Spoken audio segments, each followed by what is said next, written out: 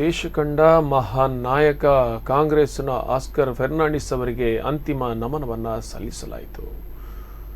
ಅವರ ಹುಟ್ಟೂರು ಉಡುಪಿಗೆ ಅವರ ಪಾರ್ಥಿವ ಶರೀರವನ್ನು ಕರೆತರಲಾಗಿದ್ದು, ಕೋಟಾ ಶ್ರೀನಿವಾಸ ಪೂಜಾರಿ ರಾಜ್ಯ ಸರ್ಕಾರದ ಪರವಾಗಿ ಗೌರವವನ್ನು ಸಮರ್ಪಿಸಿದರು. ಶೋಕಮಾತಾ ಇಗರ್ಜಿಯಲ್ಲಿ ಪಾರ್ಥಿವ ಶರೀರದ ಅಂತಿಮ ದರ್ಶನಕ್ಕೆ ಅವಕಾಶ ಮಾಡಿಕೊಡಲಾಗಿತ್ತು. ಉಡುಪಿ ಜಿಲ್ಲಾಡಳಿತದಿಂದ ಉಡುಪಿ ಡಿಸಿ, ಎಸ್ಪಿ, ಸಿಇಒ ಅವರಿಂದ ಪುಷ್ಪಗುಚ್ಛ ಅರ್ಪಣೆ, ಅದೇ ರೀತಿಯಾಗಿ ಆಸ್ಕರ್ ಫೆರ್ನಾಂಡಿಸ್ ಅವರ ಸದ್ಗತಿಗಾಗಿ ಧರ್ಮಗುರುಗಳಿಂದ ಪ್ರಾರ್ಥನೆ, ಚರ್ಚಿನಲ್ಲಿ ಆಗಮಿಸಿದ ಬಂಧುಗಳಿಗೆ ಪರಮಪ್ರಸಾದವನ್ನು ವಿತರಿಸಿದರು ಧರ್ಮಗುರುಗಳು. ಆಸ್ಕರ್ ಅವರ ಅಂತಿಮ ದರ್ಶನ ಪಡೆದು ಕೋಟಾ ಶ್ರೀನಿವಾಸ ಪೂಜಾರಿ ಬಹಳ ಬೇಸರದಿಂದ ಮಾತನಾಡಿದ್ದಾರೆ. ಅವರು ಪಕ್ಷಾತೀತವಾಗಿ ಗೌರವವನ್ನು ಗಳಿಸಿದವರು. ಉಡುಪಿಯಂತಹ ಸಣ್ಣ ಊರಿನಿಂದ ರಾಜಕೀಯ ಆರಂಭಿಸಿ ದಿಲ್ಲಿಯಲ್ಲಿ ಪ್ರಭಾವ ಮೆರೆದವರು. TMA ಪೈ, VS ಆಚಾರ್ಯ ಮೊದಲಾದ ಹಿರಿಯರ ಜೊತೆ ಅವರಿಗೆ ಒಡನಾಟ ಇತ್ತು. ಆಸ್ಕರ್ ಫೆರ್ನಾಂಡಿಸ್ ಅವರಿಗೆ ಸದನದಲ್ಲಿ ವಿಶೇಷ ಗೌರವ ನೀಡಲು ಸಭಾಪತಿ ಸೂಚಿಸಿದ್ದಾರೆ. ಸಕಲ ಸರ್ಕಾರಿ ಗೌರವಗಳೊಂದಿಗೆ ಅವರ ಅಂತಿಮ ವಿಧಿವಿಧಾನಗಳು ನೆರವೇರಲಿದೆ ಎಂದು ಕೋಟಾ ಶ್ರೀನಿವಾಸ ಪೂಜಾರಿ ಹೇಳಿದರು. ಉಡುಪಿಯ ಮಾರ್ಗ ಮಧ್ಯದಲ್ಲಿ ಪುಷ್ಪಾರ್ಚನೆ ಕೂಡ ನಡೆಯಿತು. ಕೋಟಾ ಶ್ರೀನಿವಾಸ ಪೂಜಾರಿ ಅವರು ಏನು ಹೇಳಿದ್ದಾರೆ ಕೇಳೋಣ. ಕರ್ನಾಟಕ ರಾಜ್ಯದ ಆದರ್ಶ ರಾಜಕಾರಣಿಗಳೊಬ್ಬರಾದಂಥ ಆಸ್ಕರ್ ಫೆರ್ನಾಂಡಿಸ್ ಅವರ ಅಂತಿಮ ದರ್ಶನವನ್ನು ಪಡೆಯುವ ಅವಕಾಶ ಆಯಿತು.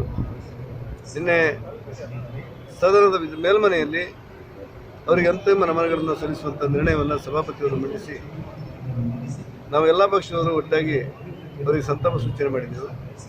ನಿನ್ನೆ ಸಂಜೆ ಹೊರಟು ಇವತ್ತು ಬೆಳಗ್ಗೆ ಬಂದು ಸರ್ಕಾರದ ಪರವಾಗಿ ಮತ್ತು ಸಾರ್ವಜನಿಕರ ನೆಲೆಯಲ್ಲಿ ಅವರಿಗೆ ಪುಷ್ಪಗುಚ್ಛ ಸಮರ್ಪಣೆ ಮಾಡಿ, ಇದೇ ಸಂದರ್ಭ ಕೋಟಾ ಶ್ರೀನಿವಾಸ ಪೂಜಾರಿ ಅವರ ಜೊತೆ ಅನೇಕ ಗಣ್ಯರು ಉಪಸ್ಥಿತರಿದ್ದರು. ಅವರು ಆಸ್ಕರ್ ಫೆರ್ನಾಂಡಿಸ್ ಅವರಿಗೆ ಅಂತಿಮ ನಮನವನ್ನು ಸಲ್ಲಿಸಿದ್ದಾರೆ. ಉಡುಪಿಯ ಜನತೆಯೇ ಕಂಬನಿ ಮಿಡಿದಿದೆ. ಉಡುಪಿಯ ಜನರ ಪ್ರೀತಿಯ ರಾಜಕಾರಣಿ ಆಸ್ಕರ್ ಫೆರ್ನಾಂಡಿಸ್ ಎಲ್ಲ ಪಕ್ಷ ಭೇದ ಮರೆತು ಅವರು ಎಲ್ಲರೊಡನೆ ಬೆರೀತಾ ಇದ್ರು. ಕಲೆ, ಸಾಹಿತ್ಯ, ಯಕ್ಷಗಾನ ಇದರ ಬಗ್ಗೆ ಅಪಾರವಾದಂತಹ ಆಸಕ್ತಿಯನ್ನು ಹೊಂದಿದವರು ಆಸ್ಕರ್ ಫೆರ್ನಾಂಡಿಸ್. ಅವರ ಪಾರ್ಥಿವ ಶರೀರ ಬರ್ತಾ ಇದ್ದಂತೆ ರಸ್ತೆಯ ಇಕ್ಕೆಲಗಳಲ್ಲಿ ನಿಂತು ಜನ ಪುಷ್ಪ ನಮನವನ್ನು ಸಲ್ಲಿಸಿದ್ರು. ಉದ್ಯಾವರ ಧರ್ಮಗುರುಗಳ ಸಹಿತ ಅಭಿಮಾನಿಗಳು ಪುಷ್ಪಾರ್ಚನೆಗೈದಿದ್ದಾರೆ. ಮದರ್ ಆಫ್ ಸಾರೋಸ್ ಚರ್ಚ್ನಲ್ಲಿ ಆಸ್ಕರ್ ಫೆರ್ನಾಂಡಿಸ್ ಅವರ ಮೃತದೇಹವನ್ನು ಇರಿಸಿ ಸಾಮೂಹಿಕ ಪ್ರಾರ್ಥನೆ ನಡೆಸಲಾಯಿತು. ಉಡುಪಿ ಬಿಷಪ್ ಜೆರಾಲ್ಡ್ ಐಸಾಕ್ ಲೋಬೋ ನೇತೃತ್ವದಲ್ಲಿ ಫಾದರ್ ಡೆನಿಸ್ ಡೇಸಾ, ಫಾದರ್ ಚಾರ್ಲ್ಸ್ ಉಪಸ್ಥಿತಿಯಲ್ಲಿ ಪ್ರಾರ್ಥನೆ ಸಲ್ಲಿಸಲಾಗಿತ್ತು. ಅದೇ ರೀತಿಯಾಗಿ ಮಾಜಿ ಸಚಿವ ವಿನಯ್ ಕುಮಾರ್ ಸೊರಕೆ, ಪ್ರಮೋದ್ ಮಧ್ವರಾಜ್ ಅವರು ಆಂಬ್ಯುಲೆನ್ಸ್ನಲ್ಲಿ ಪಾರ್ಥಿವ ಶರೀರದ ಜೊತೆಗೆ ಆಗಮಿಸಿದ್ದಾರೆ. ಅದೇ ರೀತಿಯಾಗಿ ಅಂತಿಮ ನಮನವನ್ನು ಸಲ್ಲಿಸಿದ್ದಾರೆ. ಕಾಂಗ್ರೆಸ್ನ ಕಚೇರಿಯಲ್ಲಿ ಆ ಬಳಿಕ ಅಂತಿಮ ನಮನವನ್ನು ಸಲ್ಲಿಸಲಾಗಿದೆ. ಆಸ್ಕರ್ ಫೆರ್ನಾಂಡಿಸ್ ಅವರ ಮನೆಗೆ ಪಾರ್ಥಿವ ಶರೀರವನ್ನು ಕೊಂಡೊಯ್ದು ಅಲ್ಲಿಯೂ ಪ್ರಾರ್ಥನೆಯನ್ನು ಸಲ್ಲಿಸಲಾಗಿತ್ತು, ವಿಧಿವಿಧಾನಗಳನ್ನು ನಡೆಸಲಾಗಿತ್ತು.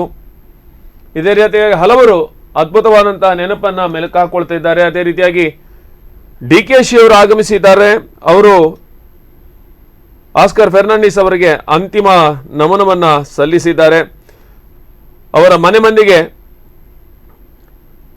ಸಾಂತ್ವನವನ್ನು ಹೇಳಿದ್ದಾರೆ. ಆಸ್ಕರ್ ಫೆರ್ನಾಂಡಿಸ್ ಅಜಾತಶತ್ರು ರಾಜಕಾರಣಿ. ದೇಶದ ಉದ್ದಗಲಕ್ಕೂ ಆಸ್ಕರ್ನಂತಹ ಸಜ್ಜ ರಾಜಕಾರಣಿ ಇಲ್ಲ. ಪಕ್ಷದ ಪ್ರಾಮಾಣಿಕತೆ, ನಿಷ್ಠೆ ದೇಶ ಮೆಚ್ಚುವಂಥದ್ದು. ಸಂಕಷ್ಟ ಕಾಲದಲ್ಲಿ 2 ಬಾರಿ ಅಧ್ಯಕ್ಷರಾಗಿ ಕಾರ್ಯನಿರ್ವಹಿಸಿದ್ರು. ಆಸ್ಕರ್ ಕೇಂದ್ರಕ್ಕೂ ರಾಜ್ಯಕ್ಕೂ ಇದ್ದ ದೊಡ್ಡ ರಾಜಕೀಯ ಕೊಂಡಿ.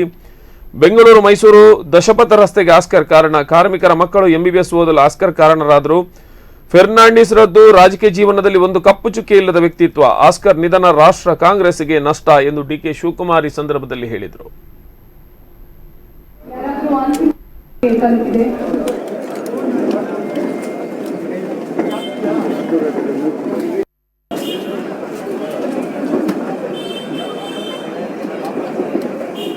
ಆಸ್ಕರ್ ಫೆರ್ನಾಂಡಿಸ್ ಅವರ ಅಂತಿಮ ಯಾತ್ರೆಯಲ್ಲಿ ಪಾಲ್ಗೊಳ್ಳಲಿಕ್ಕೆ ನಾವು ಬಂದಿದ್ದೇವೆ. ನನಗೂ ಆಸ್ಕರ್ ಫೆರ್ನಾಂಡಿಸ್ ಅವ್ರಿಗೂ ಸುಮಾರು 42 ವರ್ಷದ ಸಂಬಂಧ. ಅವರು ಲೋಕಸಭಾ ಸದಸ್ಯರಾಗಿ ನಮ್ಮ ವಿದ್ಯಾರ್ಥಿ ಘಟಕದ ನ್ಯಾಷನಲ್ ಕೌನ್ಸಿಲ್ ಮೆಂಬರ್ ಆಗಿದ್ದರು. ಆಗಿಂದ ಕೂಡ ನಾನು ಅವರ ಜೊತೆ ಒಡನಾಟವನ್ನು ಅವ್ರನ್ನ ಭೇಟಿಗೆ ಉಡುಪಿಗೆ ಬರ್ತಿದ್ದೆ. ಇಡೀ ದೇಶದ ಉದ್ದಗಲಕ್ಕೂ ಕೂಡ ಒಬ್ಬ ಸಜ್ಜನಿಕೆಯ ಅಜಾತ ಶತ್ರು, ಯಾರ ಮನಸ್ಸು ಅವ್ರಿಗೆ ನೋಯಿಸಕ್ಕೆ ಇಷ್ಟ ಇರಲಿಲ್ಲ. ಪಕ್ಷದ ಪ್ರಾಮಾಣಿಕತೆ ಜೊತೆಗೆ ನಾಯಕತ್ವದಲ್ಲಿ ಇದ್ದಂಥ ಒಂದು ನಿಷ್ಠೆ,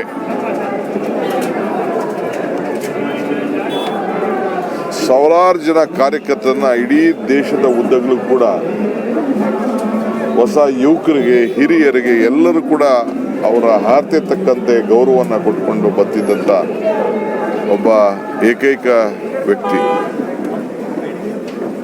ಒಂದು ಉಡುಪಿ ಮುನ್ಸಿಪಲ್ ಕೌನ್ಸಿಲರ್ ಆಗಿದ್ಕೊಂಡು, ಉಡುಪಿಯ ಡ್ರೈವರ್ ಅಸೋಸಿಯೇಷನ್ನ ಪ್ರೆಸಿಡೆಂಟ್ ಆಗಿದ್ಕೊಂಡು, ಕೇಂದ್ರದ ಇವತ್ತು ಬೆಂಗಳೂರು ಮೈಸೂರು ರಸ್ತೆ ಏನು ಮಾತಾಡ್ತಾ ಇದ್ದಾರಲ್ಲ, 10 ಪಥದ ರಸ್ತೆ, ಅದಕ್ಕೆ ಅಂಕಿತ ಆಸ್ಕರ್ ಫರ್ನಾಂಡಿಸ್ ಅವರು ನ್ಯಾಷನಲ್ ಹೈವೇ ಅಪ್ಗ್ರೇಡ್ ಮಾಡಿ ಸ್ಟೇಟ್ ಹೈವೇ ಆಗಿತ್ತದು. ಇವತ್ತು ಅವರು ಲೇಬರ್ ಮಿನಿಸ್ಟರ್ ಆಗಿದ್ದಾಗ ತಂದಂಥ ಅನೇಕ ಕ್ರಾಂತಿಕಾರಿ ಬದಲಾವಣೆಗಳು, ಮೂಲಭೂತ ಸೌಲಭ್ಯ. ಆಸ್ಕರ್ ಫರ್ನಾಂಡಿಸ್ ಅವರ ಜೊತೆಗಿನ ಒಡನಾಟಗಳನ್ನು ಇಂದು ಎಲ್ಲರೂ ನೆನಪು ಮಾಡಿಕೊಳ್ತಾ ಇದ್ದಾರೆ. ಉಡುಪಿಯ ಮಟ್ಟಿಗೆ ಓರ್ವ ಅದ್ಭುತ ರಾಜಕಾರಣಿ, ರಾಜಕೀಯ ಮುತ್ಸದ್ದಿ ಅಂದರೂ ತಪ್ಪಾಗಲಿಕ್ಕಿಲ್ಲ. ಕೃಷ್ಣ ಮಠದ ಎಲ್ಲ ಕಾರ್ಯಕ್ರಮಗಳಲ್ಲಿ ಭಾಗವಹಿಸ್ತಾ ಇದ್ದರು. ಅಷ್ಟಮಠಾಧೀಶರ ಜೊತೆ ನಿಕಟವಾದಂತಹ ಸಂಪರ್ಕವನ್ನು ಹೊಂದಿದ್ರು. ಪೇಜಾವರ ಸ್ವಾಮಿಗಳ ಬಗ್ಗೆ ಅಂತೂ ಅತೀವವಾದಂತಹ ಗೌರವ ಪ್ರೀತಿಯನ್ನು ಇಟ್ಕೊಂಡಿದ್ರು ಆಸ್ಕರ್ ಫರ್ನಾಂಡಿಸ್ ಅವರು. ಅದೇ ರೀತಿಯಾಗಿ 3 ವರ್ಷಗಳ ಹಿಂದೆ ಪರ್ಕಳ ಕಾಂಗ್ರೆಸ್ ಮುಖಂಡರಾದ ನಗರಸಭಾ ಸದಸ್ಯರಾದ ಪರ್ಕಳ ರಾಮದಾಸ್ ನಾಯ್ಕ ಅವರಿಗೆ ಪ್ರಶಸ್ತಿ ಪಡೆಯುವ ಹಿನ್ನೆಲೆಯಲ್ಲಿ ದೆಹಲಿಗೆ ಪ್ರಯಾಣ ಬೆಳೆಸಿದ್ದಾಗ ದೆಹಲಿ ನಿಧನರಾದ ರಾಮದಾಸ್ ನಾಯ್ಕರ ಪಾರ್ಥಿವ ಶರೀರವನ್ನು ಪರ್ಕಳಕ್ಕೆ ತರುವಲ್ಲಿ ಹಾಗೂ ಪಕ್ಷದ ಕಚೇರಿಗೂ ಮನೆಗೂ ಭೇಟಿ ನೀಡಿ ಶ್ರದ್ಧಾಂಜಲಿ ಸಲ್ಲಿಸಿದ ಸಂದರ್ಭದಲ್ಲಿ ಪರ್ಕಳಕ್ಕೆ ಆಸ್ಕರ್ ಫರ್ನಾಂಡಿಸ್ ಭೇಟಿ ನೀಡಿದ್ರು. ಈ ಒಂದು ನೆನಪನ್ನು ಅಲ್ಲಿನ ಜನ ಬಹಳಷ್ಟು ನೆನಪು ಮಾಡಿಕೊಳ್ತಾ ಇದ್ದಾರೆ. ಈಗಿನ ರಾಜಕಾರಣಿಗಳಿಗೆ ಆಸ್ಕರ್ ಫರ್ನಾಂಡಿಸ್ ಅನೇಕ ಕಾರಣಗಳಿಗೆ ಮಾದರಿಯಾಗ್ತಾರೆ. ದೆಹಲಿಯಲ್ಲೇ ಕಚೇರಿಯಲ್ಲಿ ಜರುಗಿದ ದಿನದ 24 ಗಂಟೆಯೂ ಕಾರ್ಯಕರ್ತರಿಗೆ ಲಭ್ಯ ಇರ್ತಾ ಇದ್ರು ಆಸ್ಕರ್ ಫರ್ನಾಂಡಿಸ್ ಅವರು. ರಾಷ್ಟ್ರೀಯ ನಾಯಕನಾಗಿ ಬೆಳೆದ್ರು. ತವರೂರಿನಲ್ಲಿ ಅಪ್ಪಟ ಮಣ್ಣಿನ ಮಗನಾಗಿದ್ದವರು, ಹುಟ್ಟು ಕೃಷಿಕರಾಗಿದ್ದವರು ಆಸ್ಕರ್ ಫರ್ನಾಂಡಿಸ್. ಲೀಲಾಜಾಲವಾಗಿ ತುಳು ಪಾಡ್ದನಗಳನ್ನು ಹಾರ್ತಾ ಇದ್ರು. ಸ್ಥಳೀಯ ಗಣೇಶೋತ್ಸವ ಸಮಿತಿ ಅಧ್ಯಕ್ಷರಾಗಿದ್ದರು. ವಿಧಾನಸೌಧದಲ್ಲಿ ಕರಾವಳಿಯ ನಾಯಕರು ಯಕ್ಷಗಾನ ಪ್ರದರ್ಶಿಸಿದಾಗ ತಾವೂ ಬಣ್ಣ ಹಚ್ಚಿದ್ರು. ಭರತನಾಟ್ಯ, ಕೂಚುಪುಡಿ, ನೃತ್ಯ ಪ್ರಾಕಾರಗಳಲ್ಲಿ ಇವರಿಗೆ ಜ್ಞಾನ ಇತ್ತು.